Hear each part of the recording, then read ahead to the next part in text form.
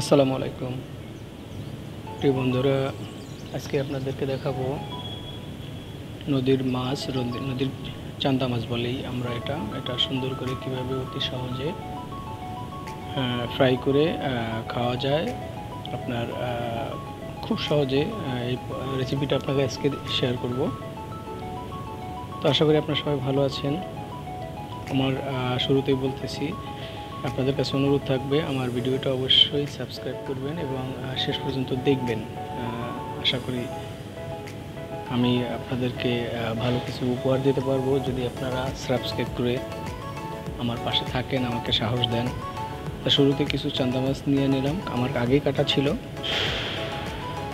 তো সুন্দর করে কাইটা পরিষ্কার করে এটা আধা ঘন্টার মতো ম্যারিনেট করে রাখলে হয়। তারপরে জাস্ট ফ্রাই করতে হবে। আপনারা ইতিমধ্যে আমার অনেক ভিডিও আপনারা দেখেছেন, আশা করি এখনও দেখবেন। এই যে দেখা যাচ্ছে মাছগুলো এখনও কড়াইতে অথবা প্যানে তেল দিয়ে দিলাম, সরিষার তেল।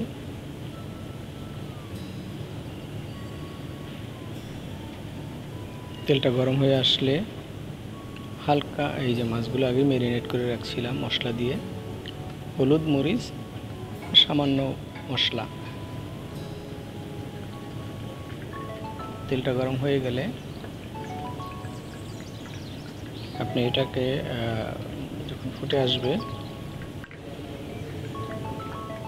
এর ভিতরে দিয়ে দেবেন একটু লবণ দিয়ে দেবো, যাতে মাছটা প্যানে না লেগে যায়।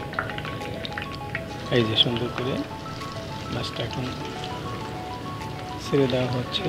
সুন্দর করে আগে সবগুলো মাছ একসাথে যাতে হয় এরকমের দিলে তেলটা সাশ্রয় হবে এবং আপনার সময়ও বাঁচবে। খুব সহজেই এটা রান্না করা যায়, ভাজি ফ্রাই করা যায়। আপনার বাসায় মেহমান আসলো, চটজলদি আপনার এটা তো ফ্রিজে থাকেই, বের করে ফ্রাই করে তাদের সামনে পরিবেশন করবেন। শুকনো মরিচ ভেজে তারপরে ফ্রাই করলে আরও সুন্দর হয়। খুব একটা সময় নেয় না, অল্প সময় হয়ে যায়। তো আপনাদের কাছে কথার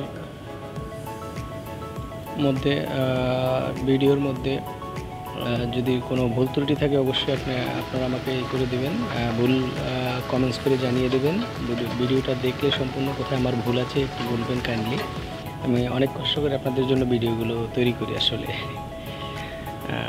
সবাই কষ্ট করে, তো আপনারা ভিডিওটা দেখলে কষ্টটা সার্থক হয়।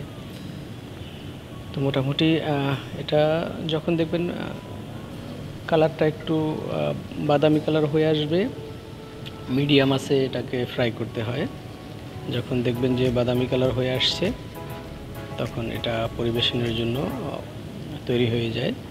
আর ভাজার শেষে এই তেলেই কিছু শুকনো মরিচ ভেজে পরিবেশন করবেন, খেতে খুব সুস্বাদু হবে। দেখেন মোটামুটি হয়ে আসছে। একটু নেড়ে চেড়ে সব দিকে যাতে পুড়ে না যায়, যাতে না লেগে যায় সেদিকে খেয়াল রাখবেন অবশ্যই। এক সাইড ভাজা হয়ে গেলে পরে এটাকে উল্টাই দিতে হবে, যে উল্টাই দিচ্ছি।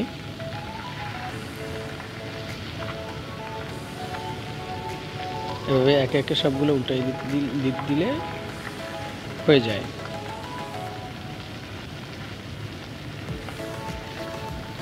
দেখুন সুন্দর করে, দেখুন কোথাও লাগছে না কিন্তু কড়াইয়ের সাথে বা প্যানের সাথে। এই যে সুন্দর করে উল্টাই দেওয়া হলো।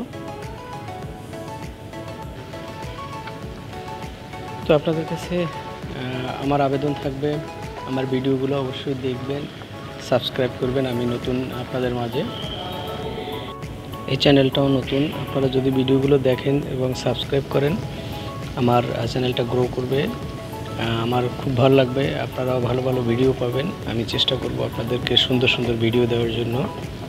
তো আমার চ্যানেলের জন্য অবশ্যই দোয়া করবেন, আমার জন্য দোয়া করবেন, যাতে সুন্দর সুন্দর ভিডিও আপনাদেরকে দিতে পারি, এটাই প্রত্যাশা থাকবে। আর কষ্ট করে আপনারা একটু ভিডিওটা শেষ পর্যন্ত দেখবেন, এটা আমার বিনীত অনুরোধ রইল। মাছটা যখন বাদামি কালার হয়ে আসবে, এই দেখেন হয়ে আসছে, এখন একে একে উঠাই নিচ্ছি। ব্যাচেলর ভাইরাও আছেন, এরা যারা দেখতেছেন এরাও আপনারা সুন্দর করে বাসায় ফ্রাই করে খেতে পারবেন। এই যে মরিচগুলো ভেজে নিচ্ছি, কত সুন্দর। আশা করি আপনাদের ভিডিওটা ভালো লাগবে এবং ভালো লাগার মতো আরও আমি নেক্সট ভালো ভিডিও নিয়ে আসবো। এই যে হয়ে গেছে, দেখতে দেখতে কত সুন্দর দেখছেন।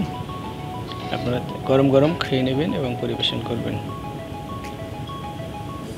তো আমার জন্য অবশ্যই দোয়া করবেন, আমার চ্যানেলের জন্য দোয়া করবেন।